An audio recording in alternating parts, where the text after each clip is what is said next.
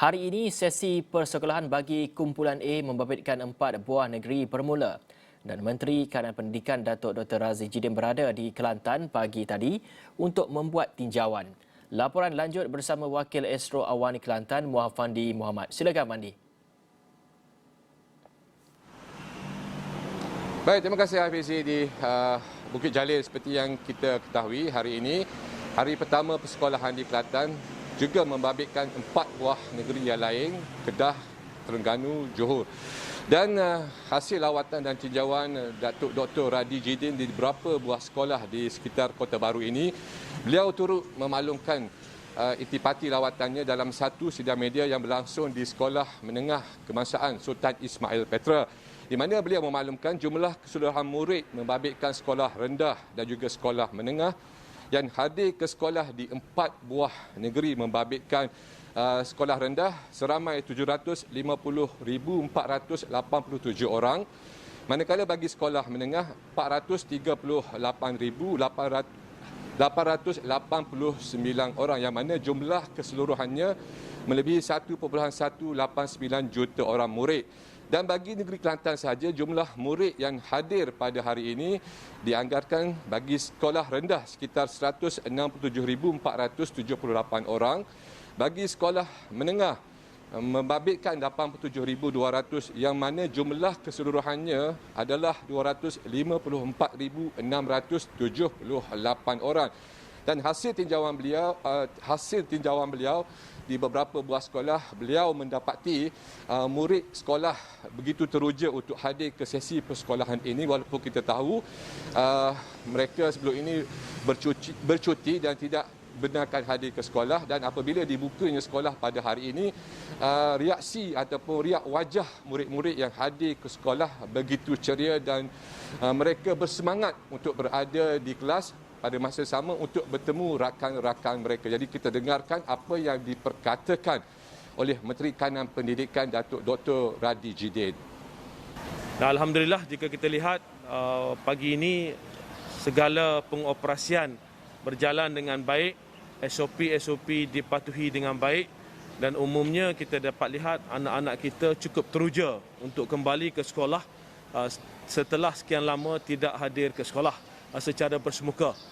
Jika sebelum ini sebagai sebuah negeri di bawah fasa 3 yang boleh hadir ke sekolah cuma murid tingkatan 4, tingkatan 5 dan tingkatan 6 kelas peperiksaan, tapi kali ini melalui pendekatan fasa 4, Kelantan dan Sarawak, kita lihat bahawa mereka dapat membenarkan murid-murid lain untuk turut hadir ke sekolah.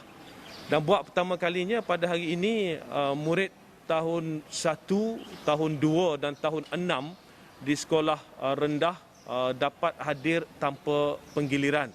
Ya, murid tahun 3, 4 dan 5 masih lagi bergilir, dan begitu juga untuk sekolah menengah murid tingkatan 4 selain daripada murid tingkatan 5 dan tingkatan 6, kali ini murid tingkatan 4 dan juga murid kelas peralihan dapat hadir ke sekolah pada kali ini.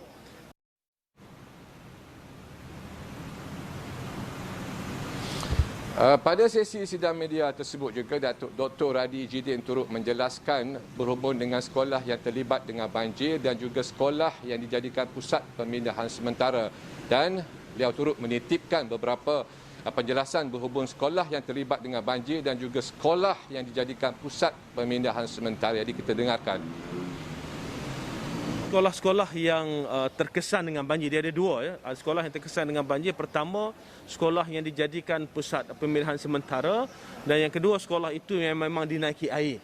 Dan dalam konteks kedua-dua sekolah ini, apa yang paling penting adalah sebelum sekolah ini boleh dibuka, kita telah minta supaya pihak JPN dan PPD memastikan supaya sekolah ini telah dibersihkan dan sekolah ini bersedia untuk dibuka.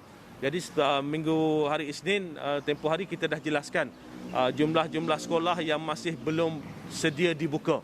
Jadi untuk sekolah ini kita akan keluarkan senarai jumlah sekolah yang tak dapat dibuka pada hari Rabu setiap minggu. Kalau dah tak ada dalam senarai itu, hari Isnin berikutnya dia boleh buka.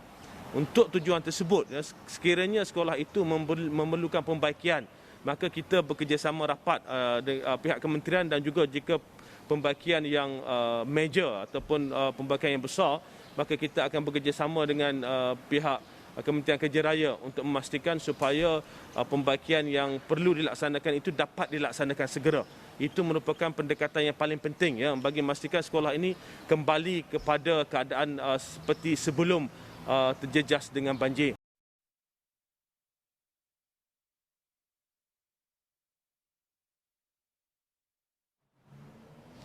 Sebelum saya kembalikan kepada Hafizi, ada berita baik yang saya ingin umumkan di mana Kementerian Pendidikan Malaysia bersetuju untuk memberikan pengecualian kepada pengusaha catering, kedai aksesori, kedai dobi dan juga kedai stationery yang bertapak di dalam sekolah. Pengecualian itu bermula pada Januari hingga Jun selama 6 bulan. Ini bermakna pengusaha kantin, pengusaha kedai dobi dan sebagainya yang berada di bawah sekolah Kementerian Pendidikan Malaysia diberikan pengecualian selama 6 bulan. Dan saya akan pericikan berhubung maklumat tersebut dalam berita dan juga story saya nanti. Kembali bersama dengan Hafizi di Bukit Jalil. Terima kasih Muhammad Fani Muhammad langsung dari Kelantan sebentar tadi, dan kita ke perkembangan seterusnya.